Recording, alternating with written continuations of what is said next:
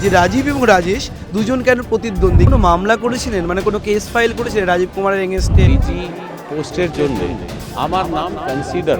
এই রাগ থেকে কি কোথাও গিয়ে বিজেপি জয়েন করা? পুলিশ ভালো কাজ করবে। এরিয়া বলা হয় বোমাবাজি, গোলাগুলি, খুনোখুনি। রাজীব কুমার কি এখন আপনার বন্ধুই আছেন? এখন কি ফোনে কথা হয় তার সঙ্গে? বাংলার ভোট ময়দানে পুলিশ কর্তাদের বিচরণ, প্রাক্তন পুলিশ কর্তাদের বিচরণ খুব একটা কম নয়, কিন্তু এবারের বিধানসভা নির্বাচনের আগে অভিনব কাণ্ড ঘটালেন দুজনেই কলকাতার পুলিশ কমিশনার ছিলেন। একজন রাজীব কুমার, একজন রাজেশ কুমার। আমার সঙ্গে রয়েছেন প্রাক্তন আইপিএস, প্রাক্তন পুলিশ কর্তা রাজেশ কুমার।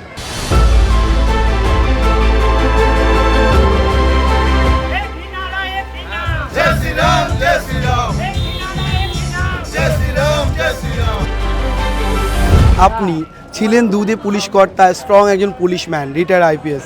সেটা রাজনীতি, পলিটিক্স করার এই ভাবনাটা এলো কিভাবে? কেন পলিটিক্সে এলেন? আমি গত 35 বছর পাবলিক সার্ভিসের মধ্যেই ছিলাম, জনসেবার মধ্যেই আমি ছিলাম। তারপরে 31 জানুয়ারি 2026-এ অবসর নেওয়ার পরে আমার এটা একটা আলাদা প্ল্যাটফর্মে পাবলিক সার্ভিসকে কন্টিনিউ করার একটা সুযোগ আমি পেয়েছি। আমি তার জন্যে আমাদের মাননীয় প্রধানমন্ত্রী শ্রী নরেন্দ্র মোদীজি, স্বরাষ্ট্রমন্ত্রী শ্রী অমিত শাহজি, আমাদের লিডার অফ অপোজিশন শুভেন্দু অধিকারীজি, শ্রমিক ভট্টাচার্যজি, এখানে পার্টি প্রেসিডেন্ট ওয়েস্ট বেঙ্গল, তাদের সকলকে অন্যান্য সবই নেতাদেরকে আমি ধন্যবাদ দিই কি তারা আমাকে এই সুযোগ দিয়েছেন কি আমি আমার পাবলিক সার্ভিসটাকে কন্টিনিউ করতে পারি। তার জন্য আমি রাজনৈতিক প্ল্যাটফর্মে আছি। 2019-এর লোকসভা নির্বাচন, তখন আপনি একেবারে অন্যতম ভূমিকায় পালন করেছেন। ভোটের সময় ভোটের কাজ করেছেন পুলিশ কর্তা হিসেবে। এখন আপনি বিজেপি প্রার্থী। কোথাও গিয়ে যে রাজীব কুমার বলা হয়, যে আপনি নাকি রাজীব কুমারের বিরুদ্ধে বারবার সোচ্চার হওয়া থেকে শুরু করে রাজীব কুমার একটা কোথাও গিয়ে একটা কম্পিটিটর আপনার, এই বিষয়টা কেন স্পেকুলেশনটা চলে বাংলা মিডিয়াতে যে রাজীব এবং রাজেশ দুজন কেন প্রতিদ্বন্দ্বী, কেন এরা কম্পিটিটর, কেন কি কারণে এটা বলা হয়? এটা তো কোনো জায়গায় আমি দেখিনি যে আমরা কম্পিটিটর আছি। আমি তো সবসময় আমরা তো এক দুসরার কমপ্লিমেন্টারি হয়ে কাজ করেছি, আমাদের কোনো কম্পিটিশন নেই। উনিও অবসর নেওয়ার পরে একটা ভালো প্ল্যাটফর্ম পেয়েছেন, ওনাকেও আমার শুভেচ্ছা রয়েছে, উনি ভালো কাজ করুন। আমি একটা প্ল্যাটফর্ম পেয়েছি, আমিও ভালো কাজ করব। আপনি কি কোনো মামলা করেছিলেন, মানে কোনো কেস ফাইল করেছিলেন রাজীব কুমারের এগেনস্টে, বা কোনো কিছু যে পদাধিকারী বলে একটা আপনাদের যে সার্ভিসে যে সমস্ত কেসগুলো হয়, কিছু হয়েছিল, এরকম কোনো বিষয় ঘটেছিল? না, এরকম কোনো কিছু হয়নি। আমি তো ইউপিএসসি আমাদের নাম পাঠাচ্ছিল না, তার জন্য একটা ইউপিএসসির বিরুদ্ধে মামলা করা হয়েছিল যে আমাদের নামটা পাঠানো হোক, এবং আমার এটাই ছিল যে ডিজি পোস্টের জন্যে আমার নাম কনসিডার হোক। আমি এটা বলছি না, বিকজ এটা তো যারা যেই সময় শাসনে থাকে তাদেরই, ওরা অনেক ইনফরমেশন ওদের কাছে থাকে, সুচিন্তিত মত নিয়ে ওরা যাকেই ডিজিপি করবে আমার নামও যেন কনসিডার হয়, আমার এতটুকুই মামলা ছিল। আপনি রাজ্যের পদাধিকারী আইপিএস ছিলেন, সেই সময় আপনি কাজ করতেন।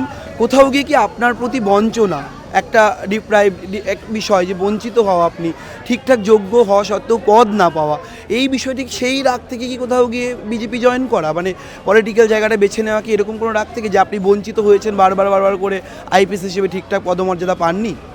এরকম তো কোনো ঘটনা কিছু নেই। আমার যত যোগ্যতা আছে এবং যেই গভর্নমেন্ট পাওয়ারে ছিল, আমি তো সিপিএম গভর্নমেন্টেও কাজ করলাম, এখানেও কাজ করলাম, সেন্ট্রাল গভর্নমেন্টেও কাজ করলাম, আমার যা যোগ্যতা ছিল সেই হিসাবে আমি সব জায়গায় পদ পেয়েছি। পদ খারাপ ওর ভালো কিছু হয় না, আমি এটাই দেখেছি। সব পোস্টই ভালো আছে, আমরা যদি কাজ করার ইচ্ছা থাকে আমরা সব জায়গায় কাজ করতে পারি।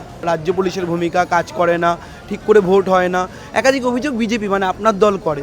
আপনি একজন প্রাক্তন পুলিশ কর্তা হিসেবে পুলিশের সামগ্রিক ভূমিকা রাজ্যে, সেটা নিয়ে কী মনে করেন?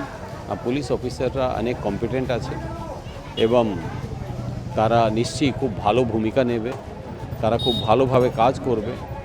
এবং ইলেকশন কমিশন যেরকম আমরা দেখি, রাজ্য সরকার যখন চলে তখন যারাই রাজ্যের লোক হয়, রাজ্যের যারা শাসনকর্তারা যারা থাকে, তারা বিভিন্ন ইনপুট ওদের কাছে থাকে এবং কাকে কোন পোস্টে বসাবে ওরা তাদের ইনপুট হিসাবে তারা বসায় কাজ করে। পুলিশ ভালো কাজ করবে আমার ইচ্ছা, যেখানে না করলে এখন কিন্তু ইলেকশন কমিশনের আয়তায় রয়েছে, তো ইলেকশন কমিশন এটা দেখবে, ওর বুঝবে, ওদের কাছে অনেক জায়গা থেকে ইনপুট যাচ্ছে, ওদেরকে ডিফারেন্ট পলিটিক্যাল পার্টিও ইনপুট দিচ্ছে, বাকি অন্য সংস্থানগুলো থেকে ওরা ইনপুট পাচ্ছে। তো যেখান থেকেও ইনপুট পেয়ে ওরা যাকেই বসাবে আমি আশা করি ভালো কাজ করবে, কেউ না করলে আবার তার বিরুদ্ধে ওরা ব্যবস্থা নেবে, অন্য লোককে বসাবে। আপনি কলকাতার পুলিশ কমিশনার ছিলেন, এখন আপনি জগদ্দলের বিজেপি প্রার্থী। জগদ্দলকে বলা হয় তৃণমূলের শক্ত ঘাঁটি, কঠিন আসন। আবার মূল প্রতিপক্ষ সোমনাথ শ্যাম।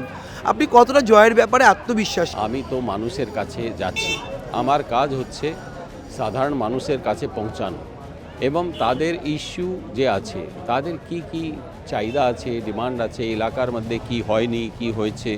তো আমি সব জায়গায় দেখতে পারছি কি অব্যবস্থা অনেক বেশি আছে, রাস্তা নেই, জলের সাপ্লাই নেই, ড্রেনেজের কোনো ব্যবস্থা নেই, এখানে কোনো হসপিটাল নেই, শিক্ষার সম্প্রসার নেই, শিক্ষার জন্য কোনো কলেজ নেই, ইন্ডাস্ট্রিজগুলো বন্ধ হয়ে যাচ্ছে, চাকরি লোকজন পাচ্ছে না, ক্রিমিনাল অ্যাক্টিভিটিস খুব বেশি হচ্ছে। মানুষ কিন্তু অনেকটা জিনিস নিয়ে তারা ক্ষুব্ধ আছে, তারা খুব কষ্টের মধ্যে আছে। আপনি দুধে আইপিএস অফিসার, পুলিশ কর্তা, এবং আপনি এখন যে দলের হয়ে লড়ছেন, যে এরিয়ায় আপনি এখন প্রার্থী, এই এরিয়া বলা হয় বোমাবাজি, গোলাগুলি, খুনোখুনি, সন্ত্রাসের রাজনীতিতে ভরপুর। এমনকি অর্জুন সিংয়ের বিরুদ্ধেও বাজে বাজে অভিযোগ উঠেছে। আপনারা যখন কাজ করেছেন, অর্জুন সিংয়ের বিরুদ্ধেও নানান রকম অভিযোগ এসছে।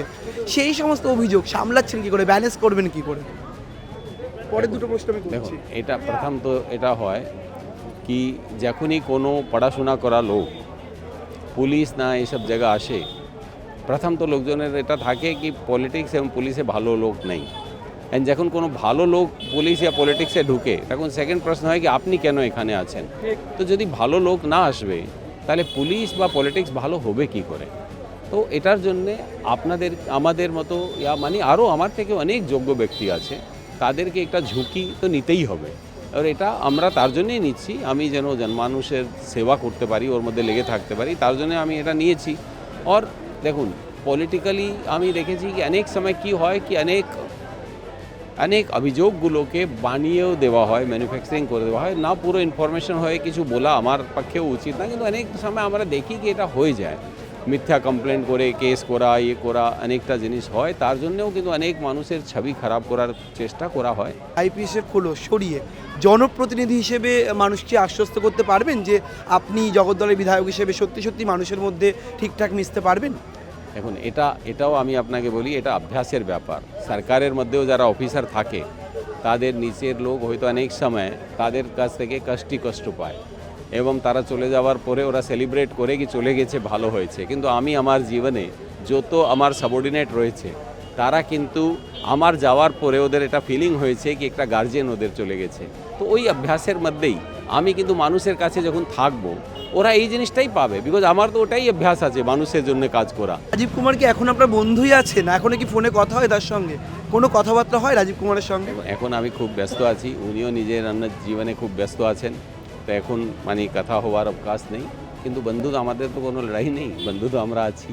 লাস্ট কথা কবে হয়েছে? লাস্ট কথা হলো যখন টিকিট পেয়েছি তখন কথা হয়েছে, তারপরে তো আর আপনি টিকিট পেয়ে রাজীব কুমার ফোন করেছিলেন না আপনি ফোন করেছিলেন? না, আমরা দুজন জানি সব জিনিসটা, উনিও জানেন আমিও জানি কবে কোনটা জিনিস কোথায় চলছে। কি কথা হলো শেষ? না, ওটাই ঠিকই আছে, ও বন্ধুদের যা কথা হয়। তিনি প্রত্যেক মুহূর্তে বলছেন লড়াই যতই কঠিন হোক, আইপিএসের খোলস ছাড়িয়ে এবার সত্যি সত্যি তিনিও হতে চান জনপ্রতিনিধি। ক্যামেরায় সুমনের সঙ্গে রবীন্দ্র দাসের রিপোর্ট, সংবাদ প্রতিদিন.in।